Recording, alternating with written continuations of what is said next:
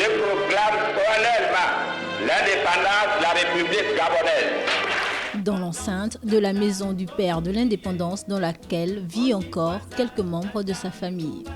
De manière physique, le siège social de la Fondation Léon Mba pour les sciences, la culture et les droits de l'homme se trouve pour l'heure ici. Dans l'enceinte de la maison du père de l'indépendance dans laquelle vit encore quelques membres de sa famille. La Fondation Léon Mba pour les sciences, la culture et les droits de l'homme répond à une fascination personnelle et partagée de l'homme derrière le père de l'indépendance. C'est que c'était un homme à la dimension multiple.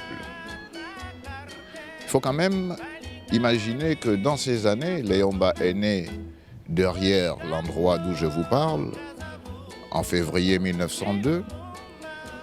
En 2020, il aurait eu 118 ans.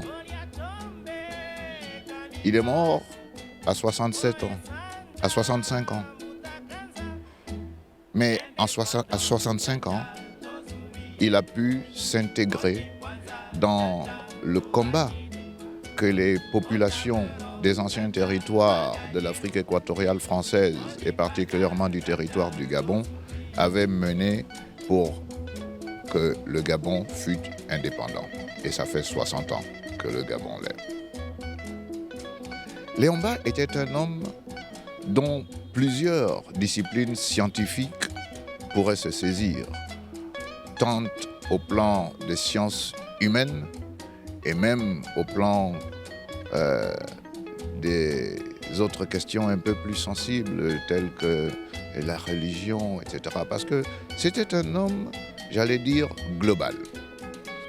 Au sens de la Fondation, président Léon Mba pour la culture, la science et les droits de l'homme, Léon Mba était un homme holistique, un homme entier, un homme global. Le père de famille qu'il était dans son domicile a su devenir le père de la nation et être reconnu comme le père de la nation. La Fondation Léon Mba pour les sciences, la culture et les droits de l'homme, avec son travail de synergie, a très tôt fait le choix de s'inscrire dans l'action symbolique de l'homme qu'a été le premier président du Gabon.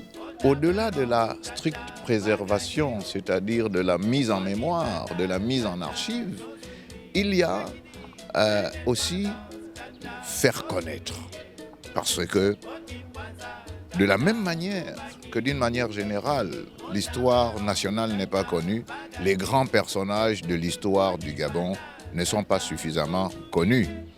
Ils n'existent pas dans les livres qui servent de support pour enseigner nos enfants dans l'école publique, dont le président Léon Mba a été le digne continuateur. Et ses successeurs ont à cœur de préserver le principe de l'instruction publique qui est gravé en lettres d'or dans la constitution de notre pays. Il faut aussi protéger et les citoyens et les institutions. Donc il y a un travail de synergie qui doit se faire pour qu'à la fois le citoyen connaisse ses institutions, connaisse le pays de ses institutions, connaisse les hommes qui ont construit ce pays et puisse à leur tour prendre le relais pour que le Gabon éternel, qui a été appelé de tous leurs vœux par les fondateurs de la République gabonaise, sorte du rêve et devienne une réalité dans une perspective à terme. Mais c'est un long cheminement. Sous le couvert de bon nombre d'activités. Nous avons célébré le jubilé Léon Mba pour commémorer les 50 ans de sa disparition. Nous avons ouvert les portes de la résidence privée du président Léon Mba au peuple de son cher village de Mombouette et au-delà. Nous nous sommes inscrits en tant que fondation dans un pèlerinage pour remonter les sources de la généalogie du président Léon Mba. Un pèlerinage qui nous a menés jusque dans le canton Samkita, dans le Moyen-Ogooué,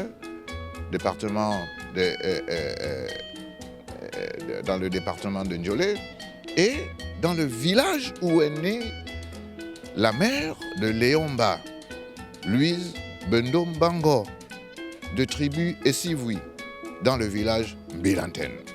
Et nous avons laissé là-bas un jalon qui nous oblige à continuer pour que la mémoire ne s'effrite pas et donc ne tombe pas dans l'oubli. Ce n'est qu'un exemple parmi tant d'autres. Nous avons, entre autres actions à caractère social, offert des livres, des supports pédagogiques au lycée national Léomba. Petite anecdote propre au passage de l'homme. Aujourd'hui, nous avons heureusement l'imagerie virtuelle qui peut nous permettre de reconstituer en 3 dimensions les faits à partir simplement des archives papier. Donc, il faut, comme disait Atoz Ratanga, il faut écrire la nouvelle histoire du Gabon. Pour les membres de la Fondation, beaucoup reste à faire pour revivifier la mémoire, reprofiler les itinéraires de l'homme et pour ce faire, comme ailleurs, le recours à l'imagerie virtuelle est fortement envisagé. Léomba est mort en 1967. On ne s'est jamais posé la question par quel fait du hasard. Aujourd'hui, Léomba repose presque au mètre carré près sur les lieux où il est né en 1902. Est-ce un hasard si Léomba va dire le premier discours du Gabon indépendant presque sur les lieux où il était né 58 ans plus tôt? Et nous nous inscrivons donc dans cette symbolique constructive. Et pour chacun d'eux, un des livres auxquels croyait Léomba ne dit-il pas « Ce que tu donnes par la main droite, la main gauche ne doit pas le savoir ». Mais rassurez-vous, la Fondation Léomba est née pour durer. Et on dit qui va lentement, va sûrement.